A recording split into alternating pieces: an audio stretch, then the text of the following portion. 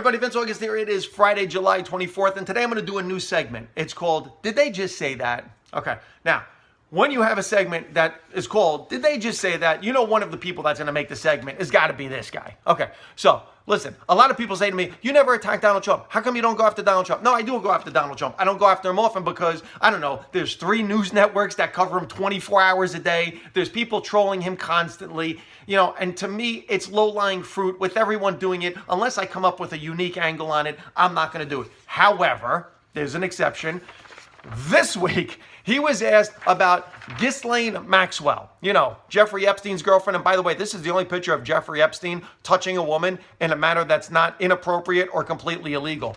He was asked about Ghislaine Maxwell and, you know, the arrest, and she's in prison, and what do you think? And Donald Trump said, oh, I've met her. I know her. I wish her well.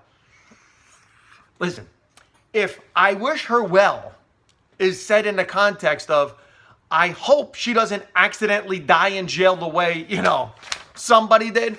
Yes, I hope she doesn't, you know, commit suicide in jail the way, you know, somebody else did. Okay, I hope she lives long enough and is healthy enough to testify and expose this piece of crap and the pedophile ring and the sex trafficking ring that he's involved with billionaires and people all over Hollywood. If that's what you mean by wish her well, okay. I don't know that you meant it that way, but okay. All right. Next person that said, did they just really say that? Is the guy running against him. I can't believe this is our choice. This is our choice. Anyway, this guy says this week that this guy is the most racist president in the history of the country. Okay, that's his statement, and he's standing by it. The most racist president in the history of our country. The most racist president in the history of our... Listen, if you can't look at what's happening in the country right now, look at what's happening in the world right now, and find things to talk about in terms of policy, if you don't have policy that you're ready to discuss that's better than his policy, and what you're resorting to is he's the most racist president in the history of the country, you don't want to debate him. Don't debate him, Joe, because it's not going to go well if that's where you're going. Okay, now, I'm going to attack somebody on the right that I can't believe they said that.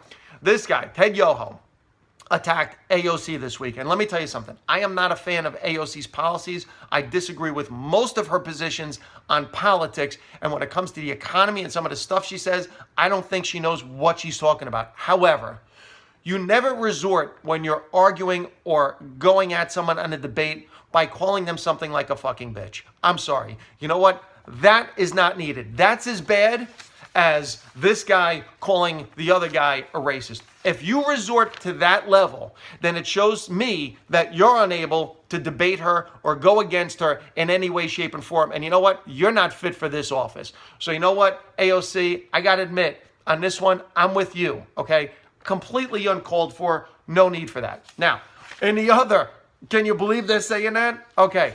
The mayor of Portland. This guy's becoming fast. One of my favorite guys to go after. Remember, he's the guy who wants to defund the police. He doesn't want any federal officers in his city. And you know what? Last night he said, I'm going to march with the protesters and show them in solidarity. And he did. Until they started to go after him. And you know what happens with the left and these when you're radical right, radical left, you know what's going to happen? They eat their own. So last night the mayor was marching until they went after him, and then he left. And you know what is pictured here? The 3 bodyguards, personal security, and I'm pretty sure they're undercover cops, that are protecting him. What's not pictured here are the other 2 I couldn't fit in the picture. 5 guys to protect the mayor. The same mayor who says defund the police, the same mayor who says to Donald Trump, I will sue you if you send cops in to try to protect federal buildings, okay, has 5 personal security guards to protect them. So when they say defund the police, when they say we don't want help here, what they're saying is, we don't need help for you. I'm good. Yeah, I'm good. I'm going to be okay. You're going to be fine. You don't need police. You don't need protection, right? None of us. None of you guys. Listen, people, I've said it and I'm going to say it again. Okay? What applies to you doesn't apply to them. So when he says defund the police, I'm going to say again, really? Did you just say that? The next really did you just say that comes from this egomaniac. This guy is completely unhinged with regards to the praise to himself.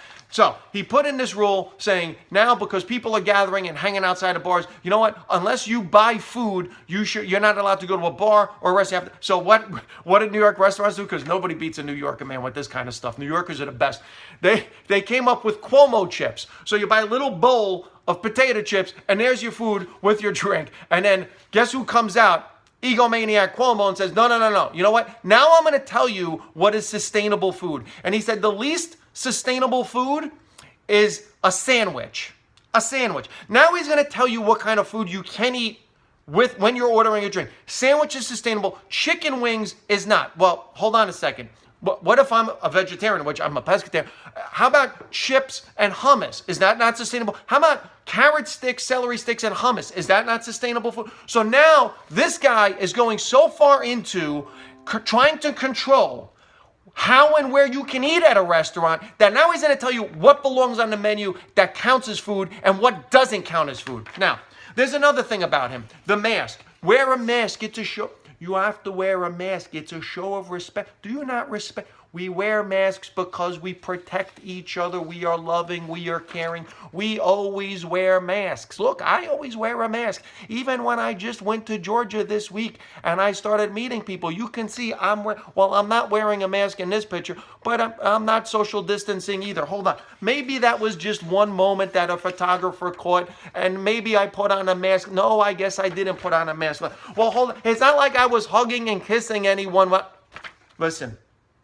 Again, the hypocrisy out there with regards to all of these politicians, whether it's the mayor from Portland, whether it's Cuomo, or whether it's the guy in charge who tells you always wear a mask, even on opening night in Washington, D.C., after throwing out the first pitch while not eating food, please make sure you wear your mask. Really, everybody? I don't want to get into the mask debate. What I'm trying to point out is the bullshit involved.